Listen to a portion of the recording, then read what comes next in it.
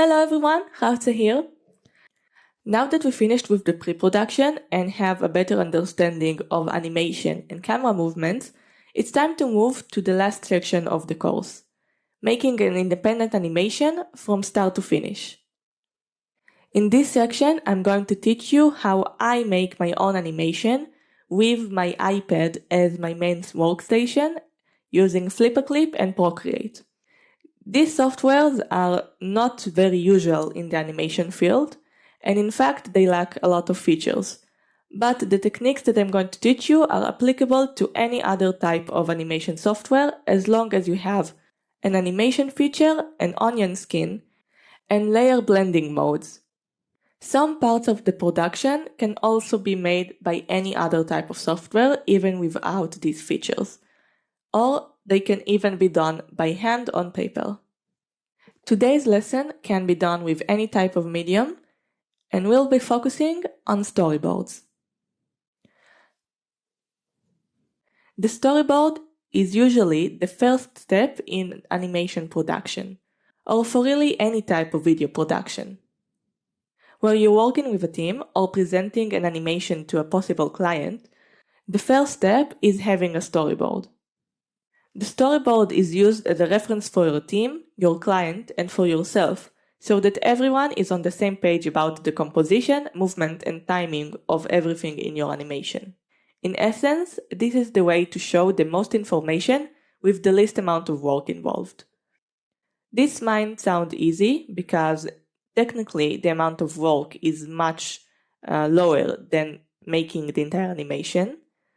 But without a good storyboard, the people working on your team will have a hard time understanding the project, and it can also help you keep track on your project in independent animation as well. This job also had a lot of responsibility attached to it, because everything else will be done based on the storyboards. So if they are bad, you might derail the entire project. The first thing you're going to need is, of course, the storyboard template. This is a template which is composed of blank frames in the correct aspect ratio of your video, meaning that you have the right proportion of your canvas for each frame. And you also need a short line below each frame for you to describe action, camera movements, and speaking line for each part of your storyboard. You can either get a template from the internet or create your own based on what you need for your aspect ratio. If you're only using them for independent production, you can just sketch your frames by hand. This is also good for when you have unusual composition and layouts, as we're going to see later on. To create a storyboard, we first need to understand the several most commonly used shots with the industry, and for when and what purpose are they used. There are two main categories of shot. One is a category of the subject distance from the camera, and the second is the camera angle. In the distance category, we have the establishing shot. This shot is the furthest away from the camera and focuses on the entire environment. It shows the entire location of the scene from a neutral perspective, so that your audience can understand where everything is taking place and the relative location of everything on set. Traditionally, you will draw this establishing shot as the first frame in your storyboard sequence, to make it obvious for you and your audience and your team where everything is taking place within the scene. It is acceptable that after you drew this shot once, you leave any subsequent frames from the same angle blank to focus on the changing action of your characters, as long as the composition and camera angle don't change too much throughout the scene. That being said, in independent animation, where you are the only artist on the team, you might not need to have a full establishing shot, as you already know all the details yourself and might not feel like you need it if you're not actually going to use it in your animation. This can still be used as a reference for your client, so it might depend on what purpose you're making it for. The next shot type in the distance category are shots that only show part of your subject. You have the full shot, which shows the entire body of your character, a medium shot, which generally shows a closer view of the body from the waist up, and lets you focus more on the face while still keeping the character fairly distant from the camera. A close shot will focus on the face much more, while also keeping part of the other body in view. This shot allows both clear expression and body acting without creating awkward compositions. An extreme close shot will focus mainly on the face without any additional body parts, or on specific parts of the face, such as the eyes or the mouth. These shots give special attention to details in the expression and work well with subtle micro-acting. The general close-up shot will focus on any other body part or object which is important for the narrative of the scene, to which you want to give special attention or show additional details that are important for the audience to know. These distances are part of a range and can be relatively closer and further away depending on the composition of the scene. The only rules to them is to not cut your characters on a joint, because it creates awkward framing and movement with animation.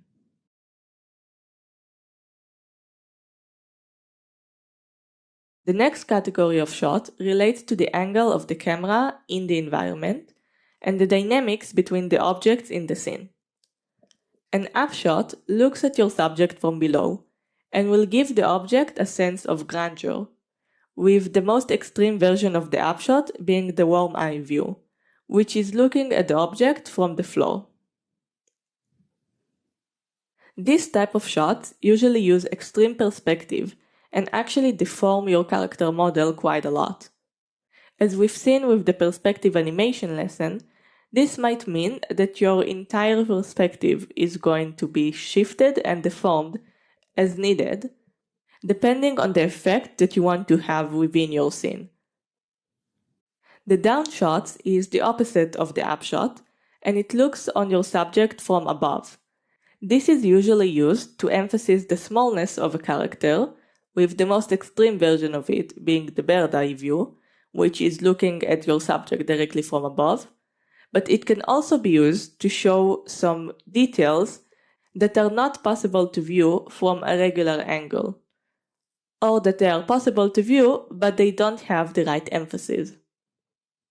Again, this type of shots might use distorted perspective to enhance the overall purpose of the shot.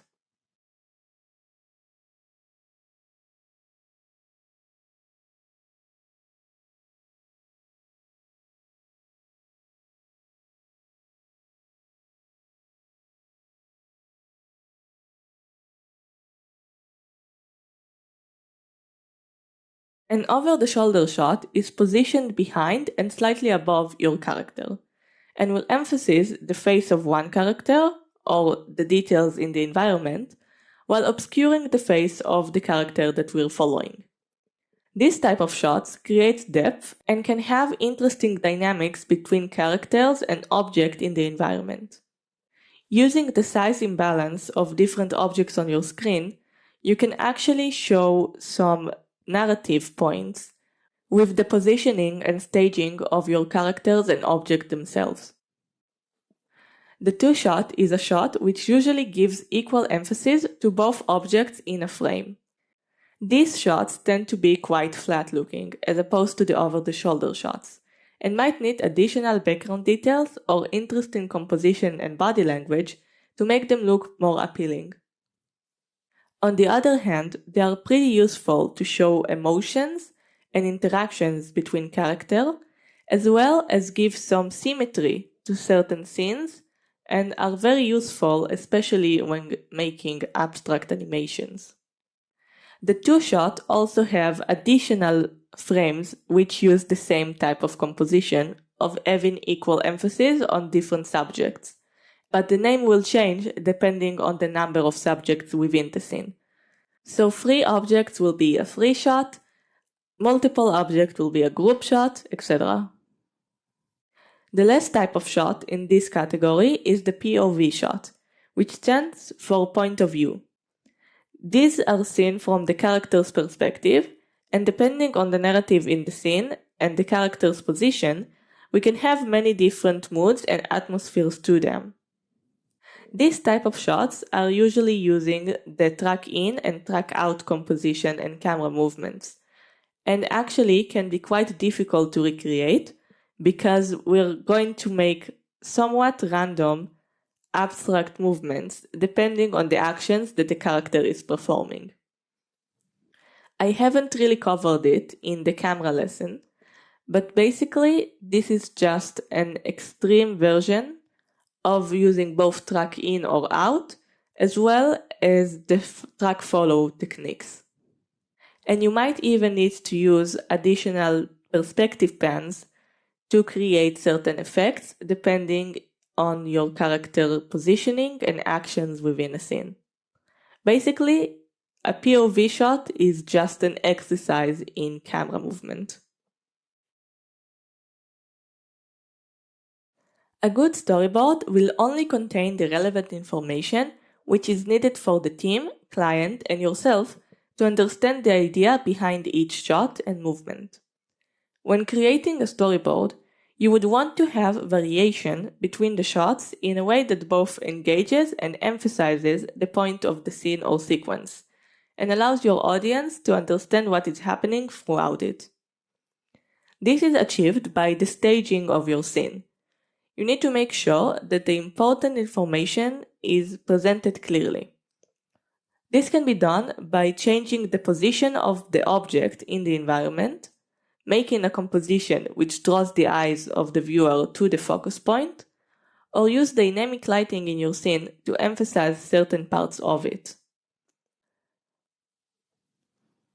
When creating your storyboard, you want to make sure that you're choosing the optimal view for the subject of your animation and emphasize the idea of each shot as clearly as possible, while also keeping the entire sequence varied, engaging, and aesthetically pleasing with good flow, as we've learned in the last lesson. Following the guidelines for editing and cuts, you need to express the dynamics between the character or any type of object in the scene correctly. In this example, you can see that we have two variations for each sequence. One which uses standard and somewhat boring shots, which although they convey the idea in a way that we can understand, they don't look very dynamic and don't emphasize the point of the scene quite as clearly. Basically, by using flat compositions with somewhat bland staging of the characters and bland acting, we do understand the scene, but it doesn't look quite as impressive or have quite the same impact. In this first shot, I want to make the character seem like they're gossiping. So I'm going to use the expressions and the body language of the character to make it seem like one character is being shocked by what she's hearing, while the other is talking while having bad intentions. So by focusing more on their expressions, I can show this micro-acting more clearly, as opposed to just having the character seem from a longer distance and missing all those smaller details. In the second shot, I want to make the other girl, which is the subject of the gossiping, look like she is very sad and was hurt by the gossiping. This time, instead of focusing on the character expression, I want to create variation in both distance and the depth of the scene, while emphasizing the powerlessness of the girl. So in this case, I'm going to take advantage of the down shot and make the character seem like she's smaller, and use clear body language to show that she's sad and is orchestrated from the rest of the group. Also pay attention to how I keep the continuity by placing her on the side of the screen where the characters are looking at in the previous shots. This helps us keep track of the movement and the point of focus while switching between different types of shots and with different subjects. In the last shot, I want to show how the gossiping girls are caught and are being yelled at by the friend of the bullied girl. The important part is the friend, which is a new character. So instead of using a free shot, which has equal emphasis on all three characters, and is also somewhat flat, and doesn't show clear dynamics between the characters, I chose to use a combination of an over-the-shoulder shot with an up shot.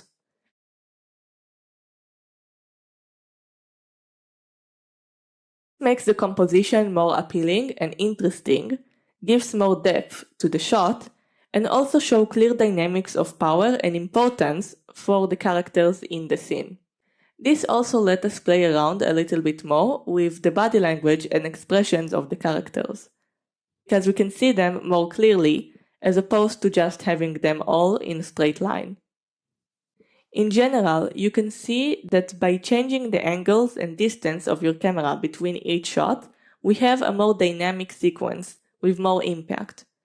Changing the shot types allows us to have more energetic scene overall, as the focus point of each shot will shift in position, giving the overall scene its own flow, as opposed to keeping the point of focus static on the screen.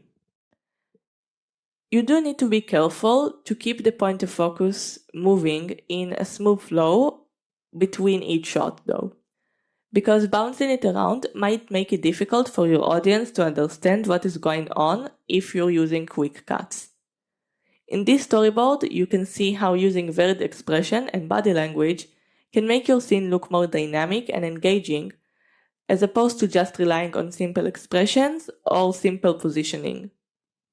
Now that we know the base composition of the shots, we want to give them more life and make them more dynamic by using camera movements.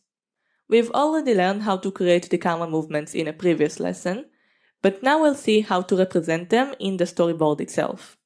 Each camera movement has its own symbol, which are usually conveyed by arrows that dictate both the camera movement type and its direction.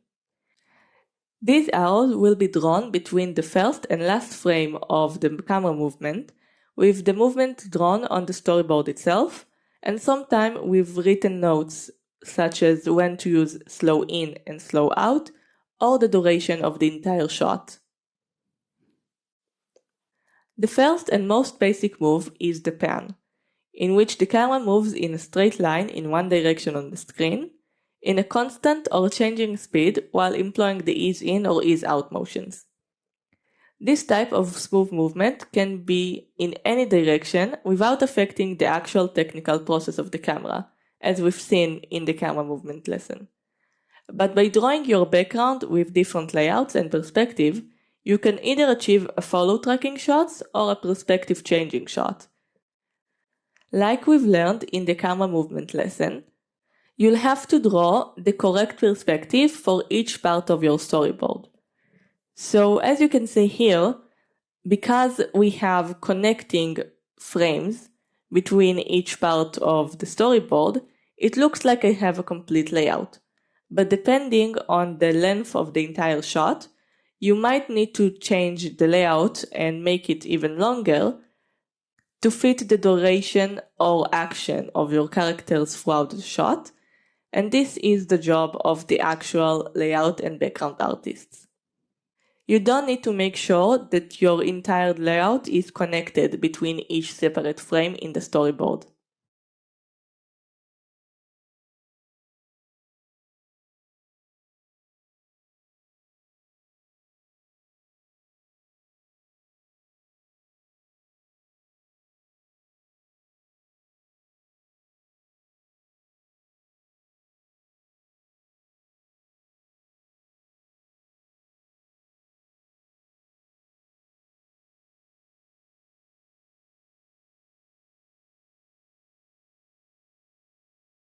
The next type of camera movements are the zoom in and out and the track in and out.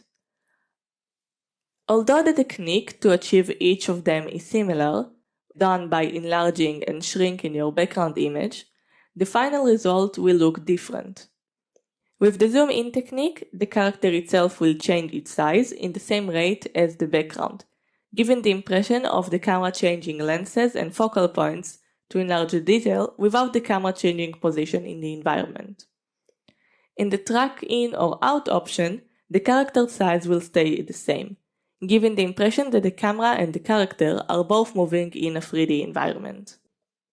In each case, the final and initial frame will be done inside the base frame, with an additional arrow indicating the type of movement and the start and finish frame indicated in the corner, as to not to confuse the compositors later on. You need to make sure that you're labeling your starting and ending frames correctly within the frames of the storyboard, because later on, when you're going to export the smaller frames into actual animatics, you want to make sure that you know which frame is correct. So in order not to cut that information out, you need to draw that inside the actual frame.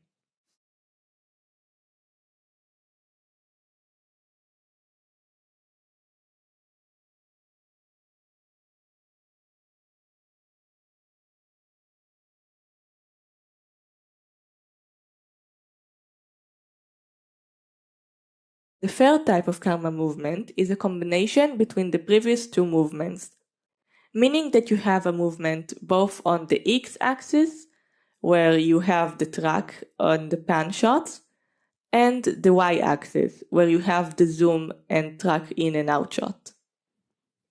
To show that on the storyboard, you can either make an arrow and draw the frames in the actual template, if the composition allows it, or you might need to create a completely different layout if the path of the movement is not clearly understood with the storyboard template. This is usually the case where you have some weird track follow shots, which requires a lot of movements in many different directions in the environment. Another type of camera movement is the rotating camera. It can be achieved by using a similar technique to the pan movement, with an overlay moving in the opposite direction of your background, and will either be indicated by a spinning arrow or by an arrow direction on the storyboard itself, accompanied by writing. Once you have your template, your narrative, and your camera work, it's time to create your actual storyboard. The storyboard itself serves two purposes. The first is to understand the technical aspects of each shot, the layout, composition, lighting, and atmosphere of each frame, and how they are connected with camera movements. The second is to have an overall view of your sequence, and to see if your narrative and continuity hold up and work between different types of shots. For these purposes, you would want to create a new frame for each big change in your character action or camera position. You want to make sure that the movements between shots and cuts is clearly linked. There needs to be a reason why we move from one cut to the other, otherwise your audience might get disoriented, since they wouldn't know why a cut occurred and might have some difficulty focusing on the correct subject of the new shot.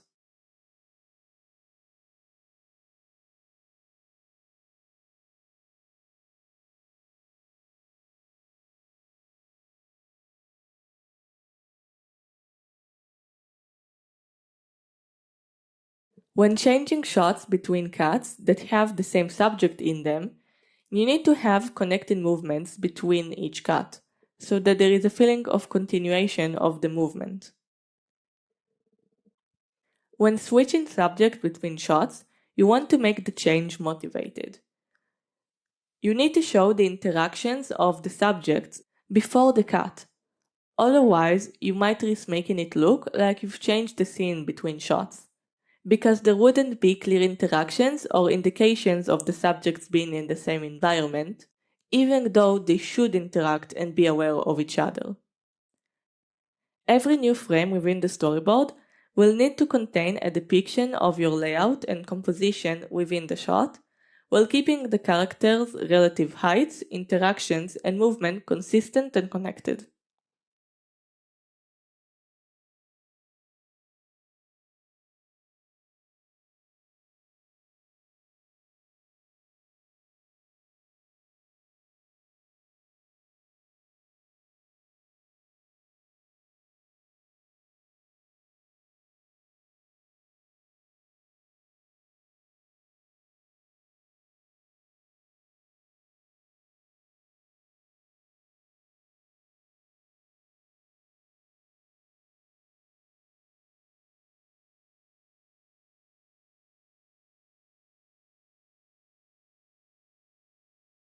You will also need to keep the environment details and lighting consistent with your camera work.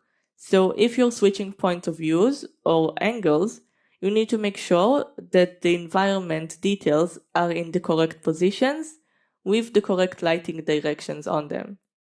This relates to the 180 rule that we've talked about in a previous lesson. When using a traditional sheet template view, it's better not to draw the background from scratch for each frame, because the squiggling of the background will distract from the character movement. But if you're creating a storyboard animatic with a digital software that displays the action on top of the background, it's better to leave the background in order to avoid a blinking effect when actually viewing it as an animatic.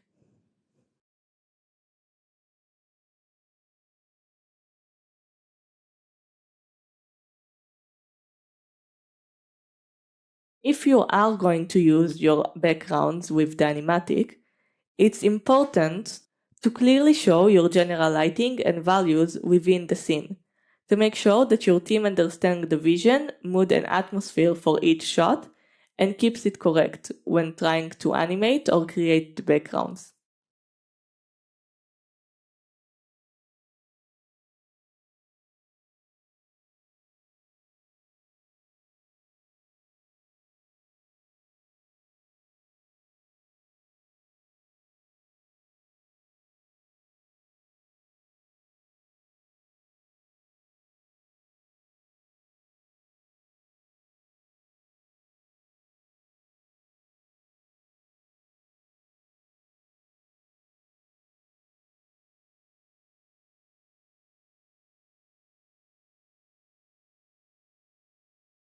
On the description line below, you can describe both the character and camera movements associated for each frame.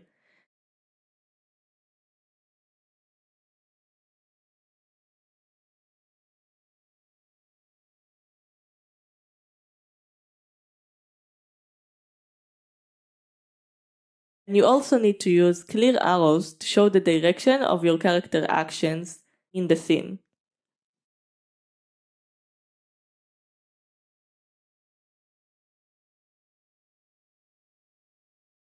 For my project, I actually only create one frame of each scene in the storyboard template format, while making the rest of the storyboard with the correct timing, camera movements, and character acting with a separate file in an animatic format.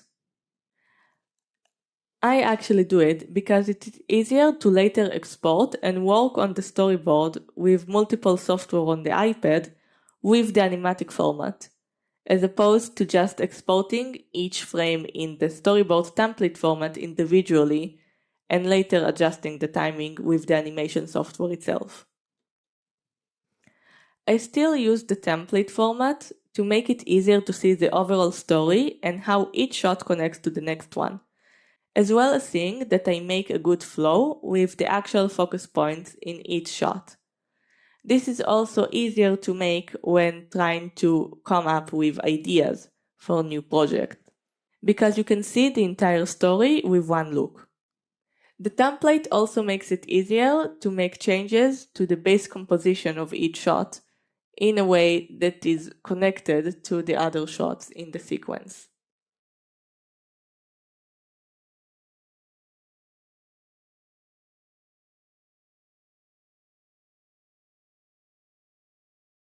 When creating my own storyboards, you can see that sometimes I make changes between the storyboard in the template and the actual animatic version.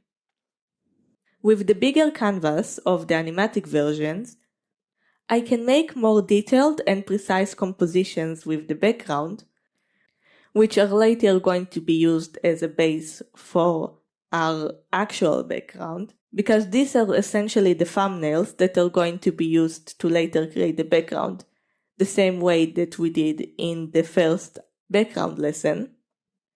And also because this time I'm actually going to try and capture the character movement within the storyboard itself, meaning that I need to create both the background and the characters on separate layers, and that the overall composition of the single frame that I've done in the template might not be kept throughout the entire animation in each shot, because the character itself is going to move and change the composition.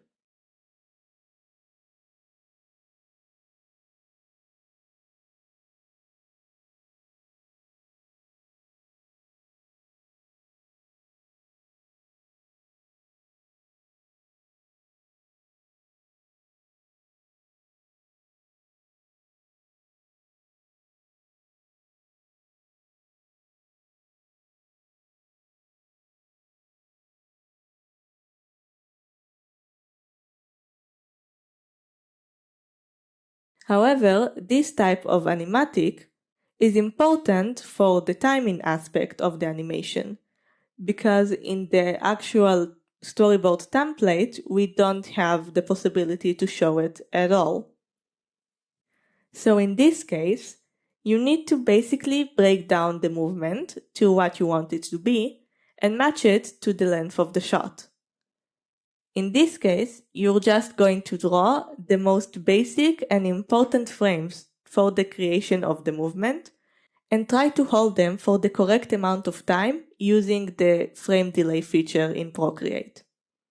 This is also why I like creating my storyboard animatics in Procreate as opposed to Flip a Clip, because it is much easier to duplicate frames and hold them for the correct amount of time without it taking too much work, because in Flip a Clip we don't actually have a hold feature.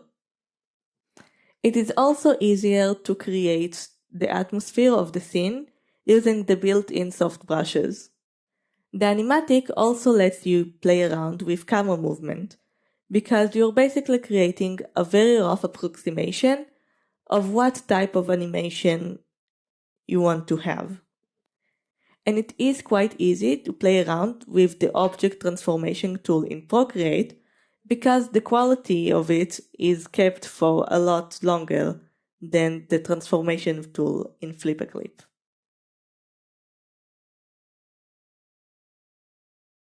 You also have more variations with your object transformation, so sometimes just squishing or deforming your object a little bit will be enough to indicate the type of movement that you want to create, instead of just having to draw it from scratch for each frame, as you would need to make in Flip a Clip.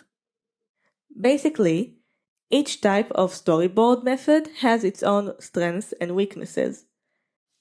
The regular template lets you see the compositions of each shot and the entire sequence, which helps you see what possibilities you have to enhance your narrative, create a good flow between each shot, and make sure that your story and cuts are understandable to the audience. While using the animation format lets you have more details and an actual understanding of the timing and changes in composition that are created by the movement of the characters. The exercise for this lesson is to create your own storyboard based on your character and background designs from the last video. Try and see how you can create a narrative and a flow using your existing animations and angles, and see how you can improve them. Start with your storyboard format as a still image, and then move on to create your storyboard in animatics. Make sure that you make your entire video 5 seconds or less, and if you're a beginner, make it 3 seconds or less, because we're going to be working on this video for the entirety of the last section. When creating your storyboards and animatics, make sure that your line quality is clear and that your perspective is correct even if not precise. You want to make sure that you understand what's going on in your frame, even with it being small in size. Also, when creating your storyboard, make sure that you're not actually animating. Just create the important poses and ideas behind each scene and hold them the necessary amount of frames for the animatic. To recap, today we learned about the purpose of the storyboard in the production, various types of shots and their effects on the scene atmosphere and dynamics between the characters and subjects, how to make your storyboard more appealing and fitting to your idea, and how I specifically do this stage in my production, as well as the strengths and weaknesses of each type of storyboarding method.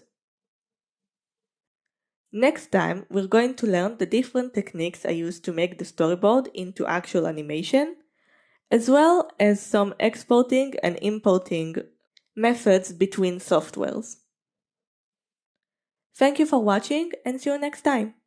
Bye!